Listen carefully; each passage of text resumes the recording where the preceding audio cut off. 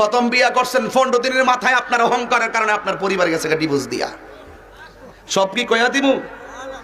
হঠাৎ করে মুফতি গিয়াসউদ্দিন তাহেরি সাহেব এনায়েতুল্লাহ আব্বাসীর সকল গুমর ফাঁস করে দিলেন। কিন্তু কেন?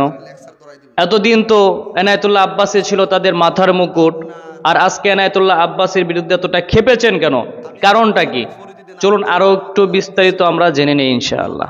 আপনার নামটা কয়ে দিন, সুবিধা নেই, কই দিব যা, কই দিব। আল্লাহর ওলি যে বড় বড় লেকচার মারেন, লেকচার ধরাই দিব, লেকচার ধরে দিব। আপনার আমি আশা করি আপনি ফরিদুদ্দিন আত্তার রহমতুল্লাহ আলাইকে চিনেন। মতলব থানার বড় হলদিয়া গ্রাম, ফরাজি কান্দি, শেখ বুরহানুদ্দিন রহমতুল্লাহ আলাইয়ের খলিফা, সাবেক খতিব হাইকোর্ট মাজার মসজিদ, সাবেক প্রিন্সিপাল ঢাকা আলিয়া। ওনার আচ্ছা, আপনি এনায়েতুল্লাহ আব্বাসীকে কিভাবে দেখেন? মুফতি গিয়াসউদ্দিন তাহেরিকে আপনি কিভাবে দেখেন? আমি কারোর পক্ষ নিচ্ছি না এখানে, আমি আপনাদের মতামতটা একটু দেখি। আপনাদের ধারণা কি, এনায়েতুল্লাহ আব্বাসী এলেমের দিক থেকে বড় নাকি গিয়াসউদ্দিন তাহেরি? আসলে এলেম যতই হোক, ধোঁকা কিন্তু শয়তানের পক্ষ থেকে আসে, কারণ তার চাইতে বড় হুজুর কিন্তু আর কেউ নাই। তো এইখানে আপনি কাকে সঠিক বলে মনে করেন? কমেন্ট করবেন ইনশাআল্লাহ। মেয়েরে আপনি বিয়ে করছিলেন, 15 দিন পরে আপনার হাইচ্ছতার অহংকারের কারণে আপনার বউ আপনার ডিভোর্স দিয়ে গেছে। এই জন্য আমরাও আপনার ডিভোর্স দিলাম।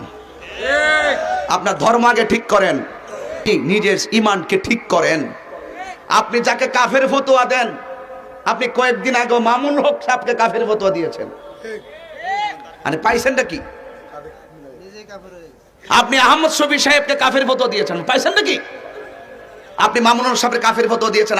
আপনার ফতোয়া আমি বলি কলা পাতা কেন বলি, মামুন হক সাহেবের কাফের ফতোয়া দিয়েছেন। আর উনাকে আপনার মাহফিলে প্রধান অতিথি বক্তা বানাইয়া তার সঙ্গে ঐক্য গঠন করেন।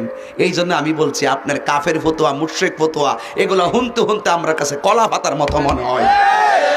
কথা কোন ঠিক কিনা বলেন? রাগ তোলায়েন না, মুখ ছোটায়েন না, সম্মান করি, এটা আমাদের দুর্বলতা না। সম্মান করি, এটা আমার বাবার শিক্ষা। আপনার বাবা তাবিজ বিক্রি করে আপনারে বড় করছে, সেই ডকুমেন্টস আমার কাছে আছে।